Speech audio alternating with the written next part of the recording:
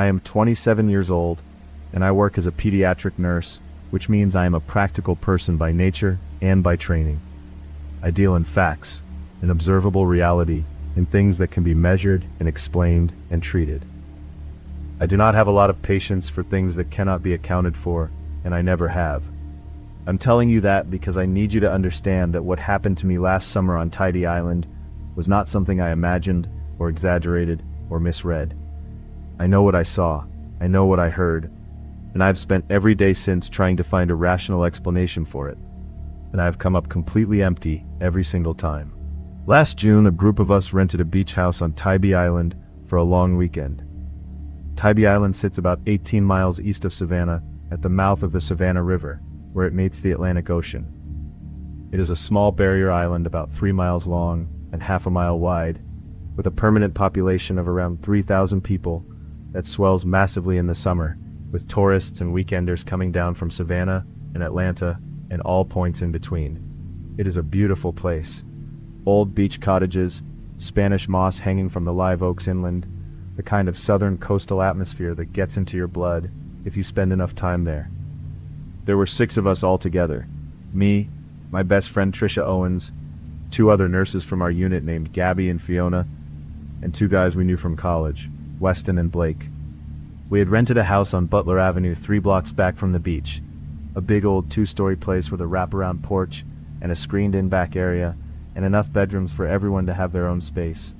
We arrived Friday afternoon and immediately got into full vacation mode. Beach in the afternoon, seafood dinner at a place on Tybreza Street, drinks on the porch after dark, the whole thing. It was exactly what all of us needed after a brutal stretch of long hospital shifts, and it felt genuinely perfect. Saturday was more of the same. Beach in the morning, lunch, back to the beach in the afternoon, showers, dinner, more drinks on the porch. Nobody wanted the weekend to end, and everybody was in a good mood and completely relaxed. Saturday night is when things went wrong. Trisha and I decided around midnight to take a walk down to the north end of the island. The others had gone to bed or were close to it, and Trisha and I were not ready to call it a night. The north end of Tybee is quieter than the main beach area, less developed, with a stretch of shoreline that feels genuinely wild compared to the more built-up southern end near the pier. We had walked it the summer before and loved it, so it felt like an easy decision. We grabbed our sandals and headed out. The walk from our rental to the North Beach took about 15 minutes. The streets were quiet at that hour, and the air was thick and warm, the way Georgia coastal air gets in June, heavy with salt and humidity and the smell of the marsh on the inland side of the island. We made it to the North Beach and took our sandals off and walked along the waterline the way you do, letting the warm Atlantic wash over our feet with each wave. It was a beautiful night. Clear sky, good moon, the kind of summer night on a Georgia beach that feels like it was specifically designed to make you forget that the rest of the world exists. We had been walking for maybe 20 minutes when Trisha grabbed my arm. She stopped walking and I stopped with her, and she pointed down the beach ahead of us. About 100 yards up the shoreline there was a figure standing at the water's edge, just standing there in the dark, facing the ocean with the waves coming in around their feet. At that distance and in that light I could not make out much beyond the basic shape of a person, average height, standing completely still while the water moved around them. I told Trisha it was probably just another person out for a late-night walk, who had stopped to look at the water, which is an extremely normal thing to do on a beach at midnight. Trisha said okay, but did not let go of my arm. We kept walking toward the figure because turning around and going back felt dramatic and unnecessary, and we were both practical people who did not spook easily. As we got closer, the details became clearer in the moonlight. It was a woman. She was wearing a dark dress that was soaking wet and plastered against her from the waves coming in repeatedly around her legs. Her hair was dark and wet and hanging around her face, and she was standing in water that was coming up to her knees with each wave and receding, and she did not move with any of it. Just stood there completely rigid while the ocean moved around her like she was a post driven into the sand. We were maybe 40 feet away when Trisha stopped again, and this time I stopped without being pulled because something had shifted in the way this felt. Something about the complete stillness of this woman in the moving water and the wet dress and the hair hanging around her face had moved the situation from mildly curious to deeply uncomfortable in a way that happened faster than I could fully process. I called out asking if she was okay, She did not respond, did not turn, did not move, did not give any indication whatsoever that she had heard me. The waves kept coming in and going out around her knees, and she stood in them like something that had been standing there for a very long time and intended to keep standing there. I called out again louder. Still nothing. Trisha pulled out her phone and turned on the flashlight and aimed it at the woman, and what I saw in that beam of light made me take a physical step backward, without deciding to. The woman's face was turned slightly toward us now, not all the way, just slightly, and her eyes were open and fixed on the water in front of her, with an expression that I still cannot fully describe. Not distress, not confusion, not anything that mapped onto a normal human emotional state, just open and empty and fixed, like the expression of someone who was not entirely present in the moment their body was standing in. While Trisha made the call, I stayed where I was and watched the woman, and the woman did not move. The waves kept coming in around her knees and receding, and she stood in them, without swaying or adjusting her balance, the way a person naturally does when moving water pushes against their legs. She was unnaturally still, in a way that the moving water around her made even more obvious by contrast. The 911 dispatcher told us that Tybee Island Police and Beach Patrol were being sent to our location. Trisha gave them our position on the North Beach, and we were told to stay back from the individual and wait for units to arrive. We waited. I watched that woman stand in the Atlantic Ocean for the 11 minutes it took Beach Patrol to reach us, and she did not move a single time in those 11 minutes. Not once. The water came in and went out around her knees over and over, and she stood in it like a statue that someone had placed at the water's edge. The Beach Patrol officer arrived and called out to her immediately, and she did not respond to him either. He waded out to her and put his hand on her shoulder and spoke to her directly, and she turned her head toward him slowly in a way that made even the officer take a half step back before he steadied himself. They got her out of the water and wrapped her in a blanket and sat her on the sand. A second unit arrived within a few minutes. Trisha and I gave our account to one of the officers while the other stayed with the woman on the sand. I asked the officer if she was okay, and he told me she appeared to be physically unharmed. I asked him if she had said anything, if she had given her name or explained what she was doing standing in the ocean at midnight.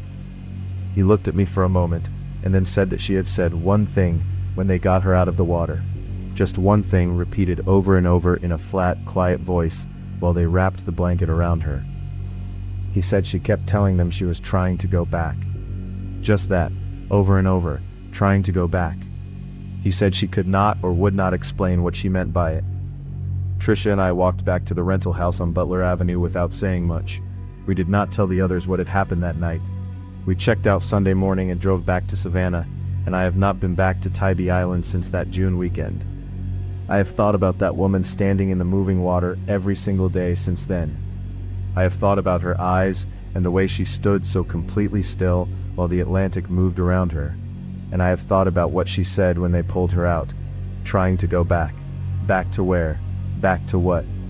I have never found an answer to that question, and I have a feeling I never will. Some things you witness on a summer night stay with you long after the summer is over. This one has stayed with me every single day.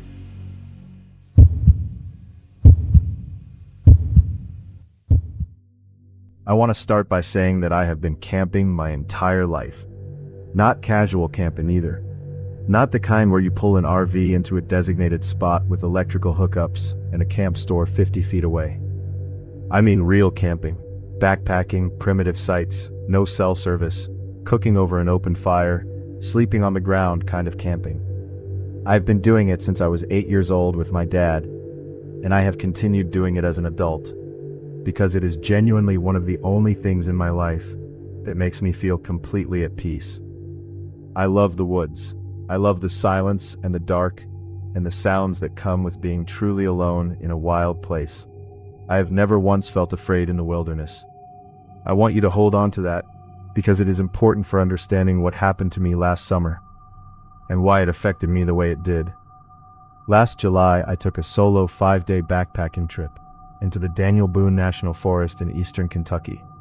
If you are not familiar with Daniel Boone National Forest, it covers over 700,000 acres of rugged Kentucky wilderness, deep gorges, sandstone arches, dense hardwood forest, in some of the most genuinely remote backcountry terrain in the entire eastern United States. I'd been there twice before on shorter trips, and I loved it both times. For this trip, I planned a route that would take me deep into the Red River Gorge geological area, one of the most beautiful and isolated sections of the entire forest. My plan was to hike in about 12 miles from the trailhead on the first day, set up a base camp near one of the backcountry water sources, and spend the following days exploring the surrounding area before hiking back out on day 5.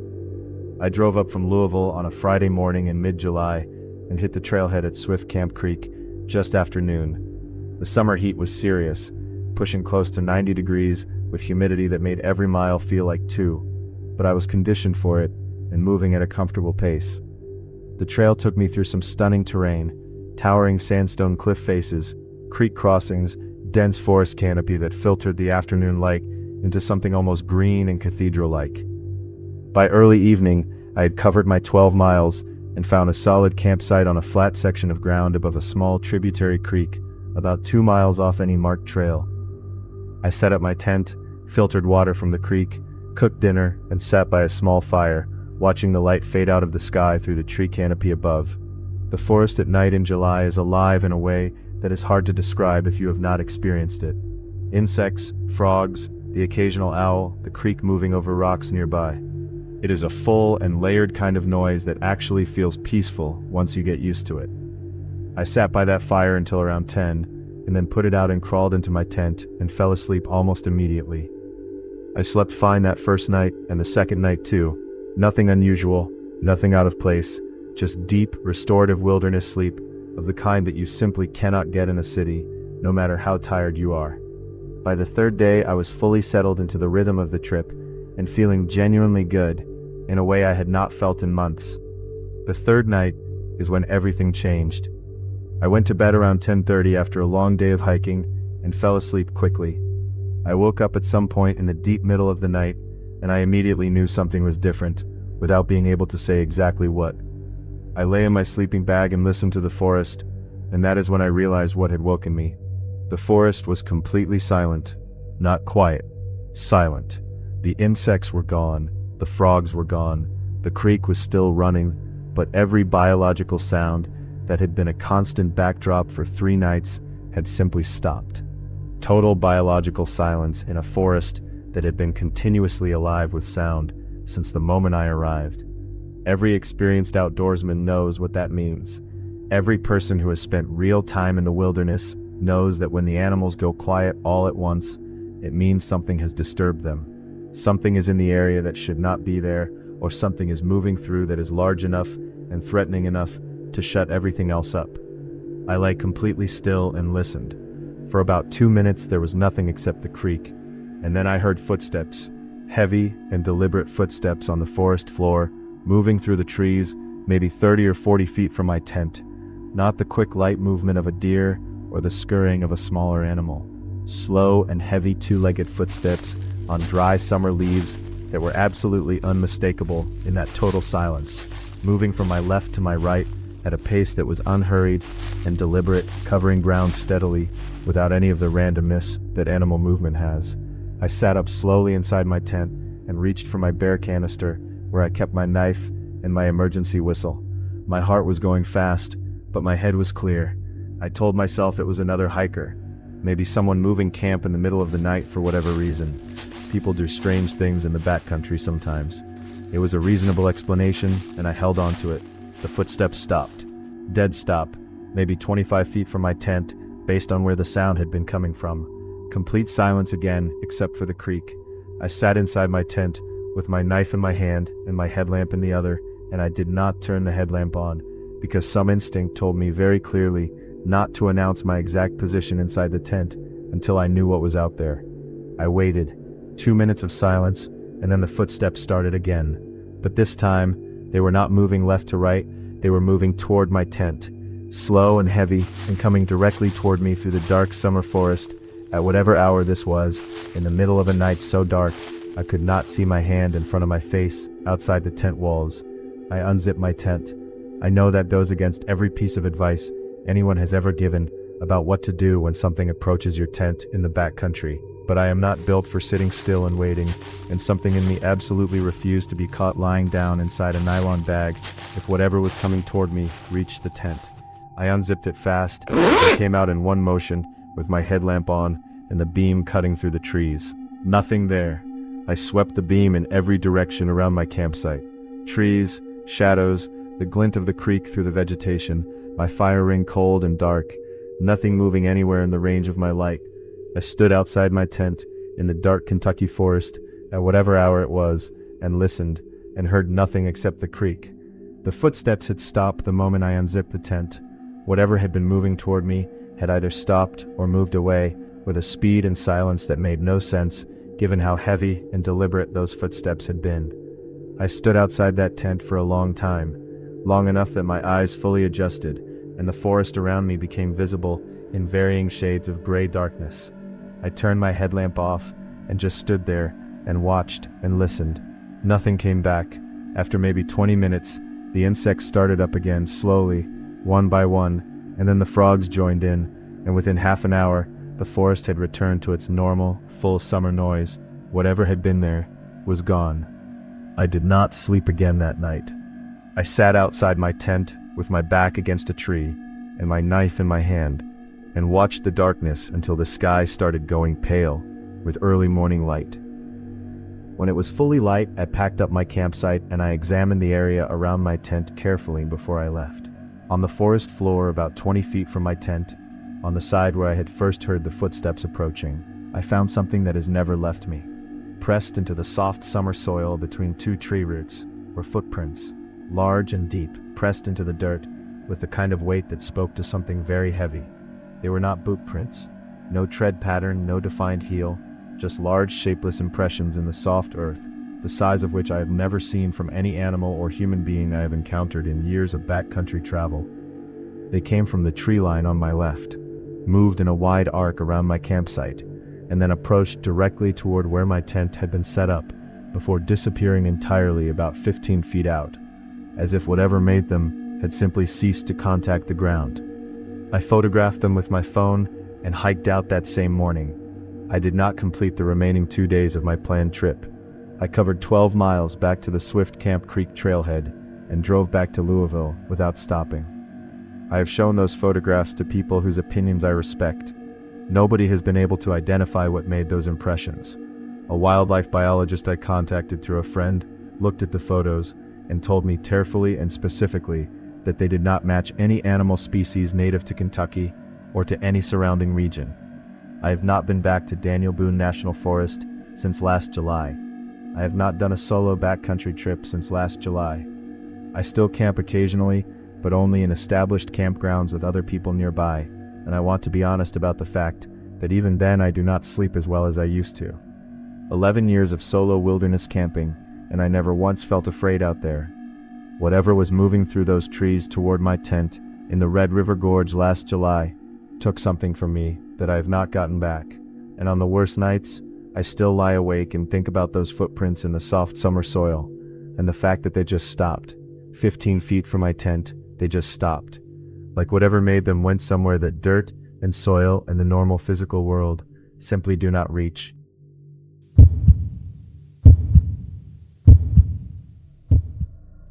My name is Trace Milligan, and I'm from Baton Rouge, Louisiana. I am 31 years old, and I work as a civil engineer for a firm that does infrastructure work across the Gulf Coast region. I have driven more highways, crossed more bridges, and surveyed more remote stretches of American landscape than most people will see in a lifetime. I am a numbers person, a measurements person, a person who deals in concrete, observable reality for a living.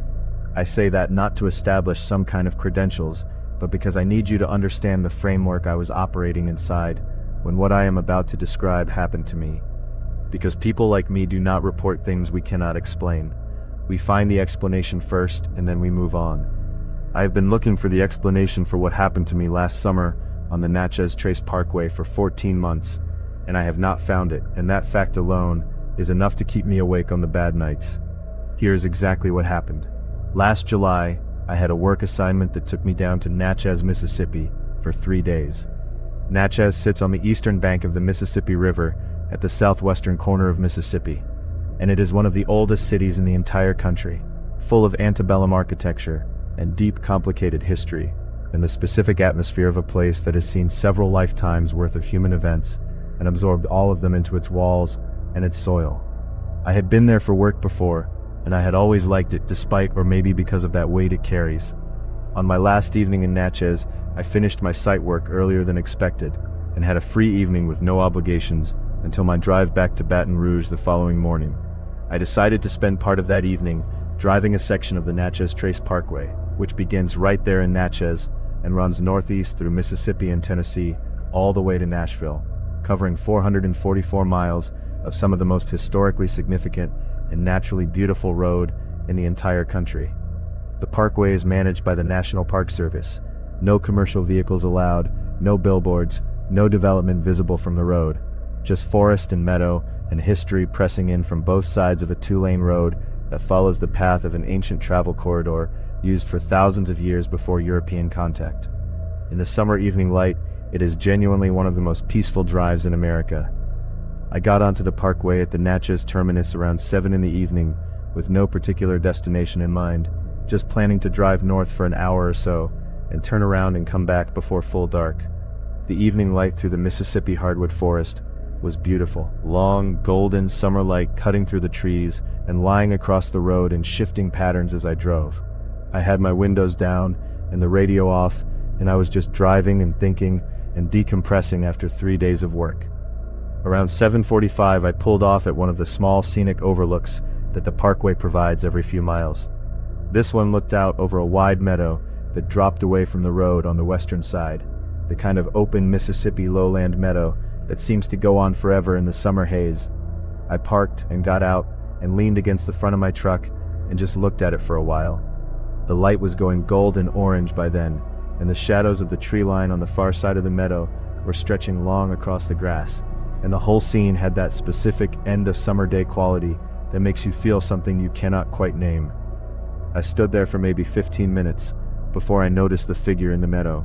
It was a long way out, 200 yards maybe, possibly more, standing in the open grass near the center of the meadow where the ground dipped slightly before rising again toward the far tree line. Just standing there in the middle of that open field in the golden evening light, facing in my direction. At that distance, I could not make out any detail beyond the basic shape of a person, upright, still, arms at their sides. I figured it was a hiker or a birder or someone else who had pulled off the parkway to enjoy the overlook from down in the meadow. People do that. The parkway has endless spots where you can leave the road and walk out into the surrounding landscape, and it is actively encouraged. I looked at the figure for a moment and then looked back at the sunset light on the meadow and then looked back at the figure. It had not moved, not a step, not a shift of weight, nothing. Just standing in the middle of that meadow, facing my direction, with the long evening shadows stretching across the grass around it. I watched it for another few minutes, and it continued to stand completely still, and something about that stillness in that open space started working on me in a way I could not immediately account for.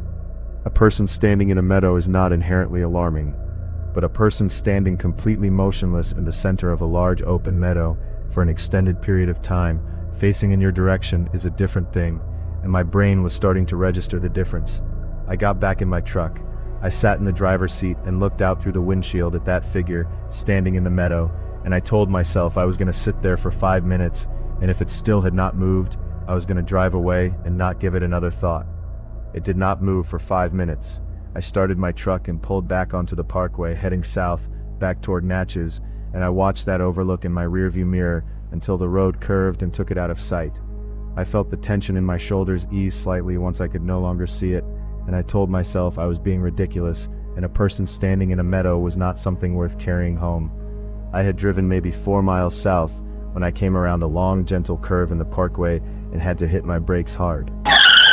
There was a figure standing in the middle of the road, not on the shoulder, not at the edge of the pavement, in the center of the road, directly in my lane, facing my vehicle.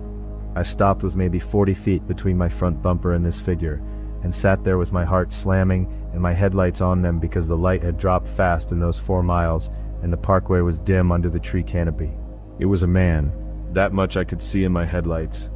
Tall and thin, wearing dark clothing, standing in the center of the parkway with his arms at his sides and his face pointed directly at my windshield. His face in my headlights was expressionless in a way that went beyond calm, empty in the way that the meadow figure had been still, a quality of total absence that my headlights were illuminating but could not penetrate. I sat in my truck and did not move, and did not honk, and did not roll my window down. Every single instinct I had was telling me to stay inside and stay still, and I have never been more grateful for listening to my instincts than I was in that moment on the Natchez Trace Parkway with 40 feet of pavement between me and whatever was standing in my headlights. We stayed like that for what I believe was close to 2 minutes. Me in my truck, engine running, headlights on, hands on the wheel. Him in the center of the road, facing me, without moving, without blinking, without doing anything that a person standing in the middle of a national parkway road at dusk would normally do. Then a vehicle came up behind me, headlights in my rearview mirror. Another car that had come around the curve behind me and was now slowing down, seeing my stopped truck blocking the road.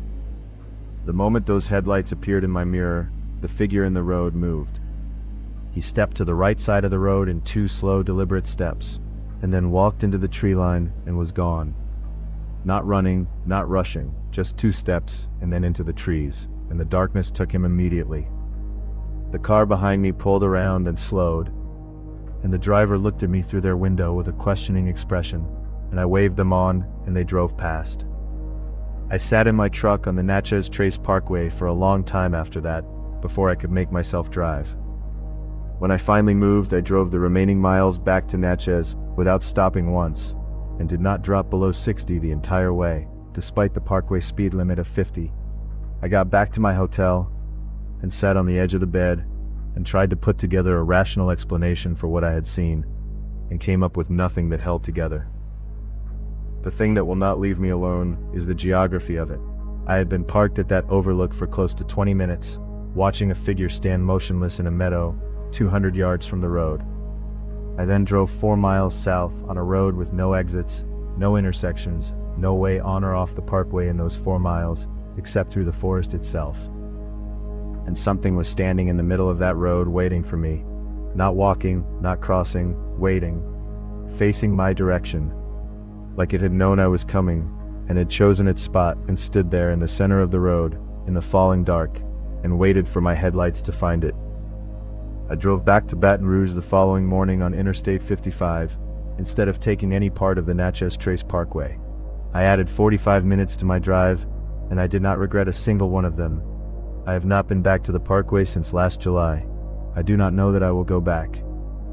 Some roads have something on them that does not want to be seen, and does not want to be understood, and the only reasonable response when you encounter it is to take a different road, and be grateful you had the option. I was grateful. I am still grateful, and I have taken a different road every single time since.